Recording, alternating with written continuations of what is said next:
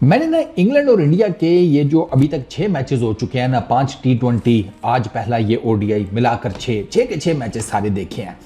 मैं इस नतीजे पर पहुंचा हूं कि इंग्लैंड का मूड ही नहीं है जीतने का। ये ना बिल्कुल उस तरह हो गई है कि जिस तरीके से आपकी गर्लफ्रेंड वो आपसे पूछे मैं कैसी लग रही हूँ, आपकी फट जाती है। अब मैं क्या जवाब दूं? अगर उसको नहीं भी अच्छी लग रही तो आप कह देते हैं अच्छी, तो वो आगे से जवाब देती है सिर्फ अच्छी।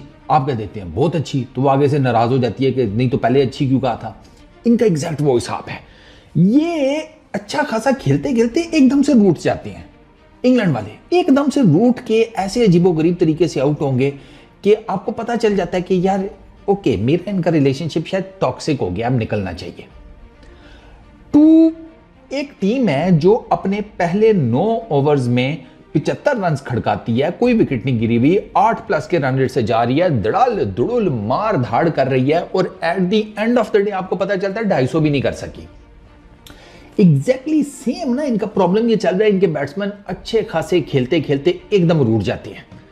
वो बटलर हो गया, वो ब्रुक हो गया, वो डकेट हो गया, वो फिल सॉल्ट हो गया, यू नेम इट, चलते चलते अपनी विकेट दे देंगे, चलते चलते विदाउट एनी रीजन अच्छा खासा खेल रहे होते हैं। अब फिर नाराज गर्लफ्रेंड वाली बात के अलावा और कोई बात समझ में नहीं आती।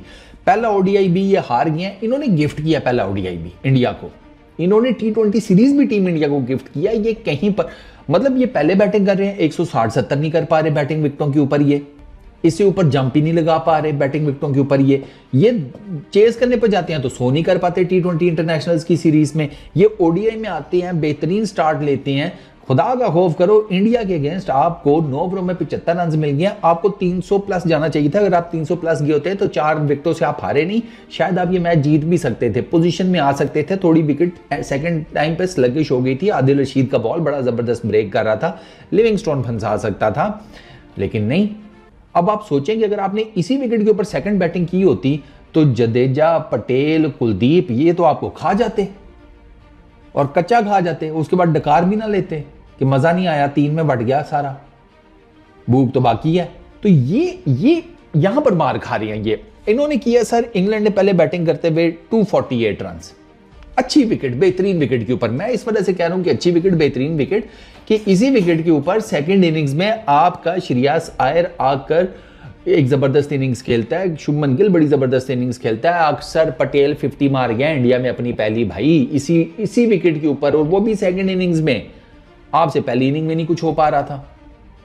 अच्छा, फिल सॉल्ट 43-26 बॉल्स के ऊपर 3 छक्के 5 चौके 165 के स्ट्राइक रेट से मार रहा था। डकेट 32 किए 29 गेंदों के ऊपर, बेहतरीन चल रहा है। ठीक है, बेहतरीन इनका सेटअप चल रहा है सर। इनकी पहली विकेट गिरती है, फिल सॉल्ट मारी है शॉट, भाग रहे हैं, दौड़ रहे हैं, उसके बाद पता नहीं वो शायद भूल गया कि यार गेंद अगला उठाकर वापस भी फेंकेगा। ये रूल है आईसीसी में। खेल इसी तरीके से होता है कि एक फील्डर अगर गेंद के पीछे भाग रहा है तो जब वो गेंद को पकड़ेगा तो वो कीपर की तरफ फेंकेगा, वहां से लेके ग्रोसरी वाले घर को नहीं निकल जाएगा। इस न कॉल की न कुछ, वो अंधे घोड़े की तरह निकल आया, रन आउट हो गया वो। यहां से इनकी लाइन लगनी शुरू हुई यार, फुल टाइम। ठीक है, फिल सॉल्ट 43 पर गया, डकेट बेहतरीन कैच पकड़ा जायसवाल ने, outstanding catch of the series अभी तक का। 6 मैचेस हो गए हैं, इससे बेहतरीन कैच मैंने अभी तक नहीं देखा। इतना आउटस्टैंडिंग कैच, मतलब लड़का भाग कर गया है, सिर के ऊपर से कैच पकड़ा, रनिंग जिसे कहते हैं करते हुए, बड़ी बात होती है। डकेट साहब निकल गए। उसके बाद जो रूट 19 रन किए, एलबीडब्ल्यू हो गया जडेजा की गेंद के ऊपर।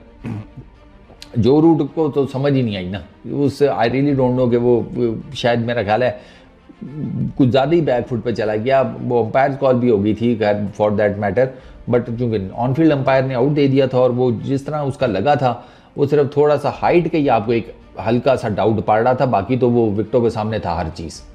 तो वो बस हाइट का ही इशू था। ऑन फील्ड अंपायर ने आउट दे दिया, अंपायर कॉल होगी, निकल लिए। हैरी ब्रुक भी निकला। जिस ओवर में बेन डकेट हर्षित राणा की आउट हुआ है उसी ओवर में हैरी ब्रुक भी निकल गया। लेग साइड के ऊपर ऊंचा गेंद था, लेग खेलने गया, ग्लव लगा, पीछे कॉट भी आए। 26 रन पड़े हर्षित राणा को जनाब एक ओवर में। वहां से आप अंदाजा लगा लें कि ये किस तरीके से जा रहे थे। हालांकि डेब्यू है हर्षित राणा, कोई आपको पता ही अच्छा बॉलर है, लेकिन नहीं सर, उसको 26 रन पहले थे, 3 छक्के 2 चौके फिल सॉल्ट ने। ये ठीक जा रहे थे। यहां पर इनकी लाइन लगनी शुरू हुई है। 75 पे एक आउट से जनाब 77 पे ये 3 हो गए, ठीक है। उसके बाद फिर चौथा जो रूट जो आउट हुआ है वो 111 के ऊपर हुआ है। फिर इनकी ये बटलर और बैथल ये चले, दोनों ने 50s की, इनकी एक पार्टनरशिप लगी कोई तो थोड़ी सी ना, जिसे कहते हैं कि ज़रा ना शांति माहौल पैदा होना शुरू हुआ। 75 की एक ओपनिंग पार्टनरशिप, उसके बाद जो रूट और बटलर की 34 की पार्टनरशिप, तीसरी इनकी जनाब ये 59 रन की बटलर और बैथल की पार्टनरशिप है। अल्लाह लाते खैर सल्ला। बाकी उसके बाद जो है ना वो राम कथा है, 14, 20, 21, 23 ये, क्योंकि ये आउट हुआ है ना उसके बाद फिर अच्छा बटलर का देखें 52 पे खेल रहा है और अक्षर पटेल की अच्छा खासा खेल रहा है। अक्षर पटेल की गेंद को पता नहीं क्या शॉट मारा है, आधा सा वो शॉट था, इधर शॉट फाइन लेग के ऊपर आउट हो गया। वो बैथल उसको LBW कर दिया जडेजा ने, उसकी भी शॉट अजीबोगरीब। मतलब ये खड़े इनको चाहिए था एंड तक लेकर जाते, नहीं लेकर गए। वही मैंने आपको बताया ना, इनका हमारे वाला माइंडसेट हो गया, 50 कर दिया, टीम में जगह पकी है, बढ़ गए आगे, हारते हैं जीतते हैं, बढ़ गए खड्डे में, हमें क्या लगे, हमने तो 50 किया था, हमसे क्या पूछ रहे हो। ये बाकियों से पूछो, जो किसी ने 0 किया, किसी ने 30 किया है, इनसे पूछो, किया तो इन्होंने कुछ नहीं, हमने तो फिर 50 मारी है। ये हमारे साथ ये है माइंडसेट ना, वो इधर इंग्लैंड में भी नजर आ रहा है। तो इनकी पुअर बैटिंग थी यार। अच्छा मजेदार बात ये है कि एंड के ऊपर जब वो मार रहा है आर्चर, एक छक्का उसने बड़ा जबरदस्त पेला, 3 चौके पेल दिए, उसमें बंदा पूछे ये बाकियों से, ये कार्स, आदिल रशीद, साकिब महमूद, अबे उसको चांस दो जिसको गेंद नजर आ रहा है, जो बड़ी हिट्टे मार रहा है। ये सारे अपने तौर पे फनकार बने हुए। अब आप देखो ये इसका क्या नाम है, लिविंगस्टोन को देखो, हर्षित राणा ने बाउंसर मारा है ऐसा जिसे कहते हैं पौंतला, कि ये उसको लग रहा था कि मैं किसी चौक में खड़ा हूं, मुझे कुछ नजर नहीं आना, मैं किधर जाना है, आगे निकलकर उसको पेलने के चक्रों में। स्टूपिड शॉट, कोई जरूरत नहीं थी, कॉर्ड बैंड हो गया। कार्स मोहम्मद शामी को विकेट छोड़कर लेग साइड पे कापने के चक्रों में है। भैया वो क्लब बॉलर नहीं है, कोई थोड़ी सी तो बंदा रिस्पेक्ट करके देख कर खेलता है ना। बातें साथ ही भाई आपने गेंदे भी आपने अभी 18 खेल ली हैं, तो कम से कम अब तो कोई सीधा शॉट मार ले। नहीं भैया वो लेग साइड पे पता नहीं क्या मारने चला था, डंडे उखड़ गए। आदिल रशीद को जडेजा ने बोल्ड कर दिया, उन्होंने आदिल भाई का वो बहुत ही हो गया था ना, वो बस उनका इतना ही था, वो बोल्ड हो गए। गलत शॉट, गंदा शॉट, साकिब महमूद वो निकल कर छक्का मारने लगा था, आर्चर दूसरे एंड पे खड़ा है, ठीक है। और अभी 47.4 ओवर्स हुए थे, अब भी आप मोटा मोटा हिसाब लगाओ ना, 14-15 गेंदें आपके पास पड़ी हुई है सरकार, मगर नहीं, इनका ना बिल्कुल ये ब्रेनलेस हुए हुए हैं। क्या बेसबॉल स्ट्रेटेजी, ये बेसबॉल स्ट्रेटेजी है, बांस हो गया तुम्हारे अंदर भाई।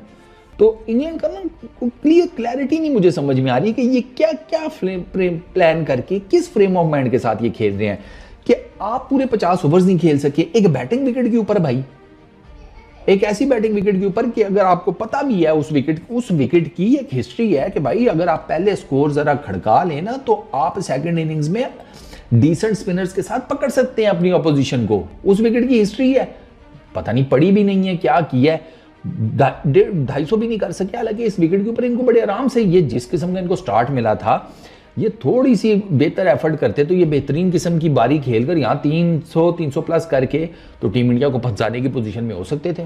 कोई नहीं सरकार, चक्कर ही कोई नहीं। मैंने आपको बताया ना, रेकलेस शॉट्स की बेस के ऊपर इनसे T20 सीरीज के या रेकलेस शॉट के बेस के ऊपर इनसे पहला ODI गया है। इंडिया की बॉलिंग बात करें, शामी ने 1 विकेट ली, 38 रन दिए 8 ओवर में। हर्षित राणा 7 ओवर्स 53 रन 3 विकेट्स।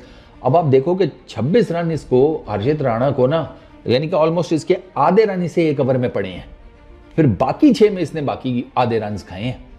जितने पड़े हैं 26 और 26 कितना 52 होता है ना, इसने 53 खाए हैं, तो आप 27 रन इसने जनाब 6 ओवरों में खाए हैं, 1 ओवर में इसने 26 रन खाया है। तो कमबैक अच्छा किया राणे ने। अक्षर पटेल 7 ओवरों में 38 रन 1 विकेट ली। पांड्या 7 ओवर्स में 37 रन कोई विकेट नहीं।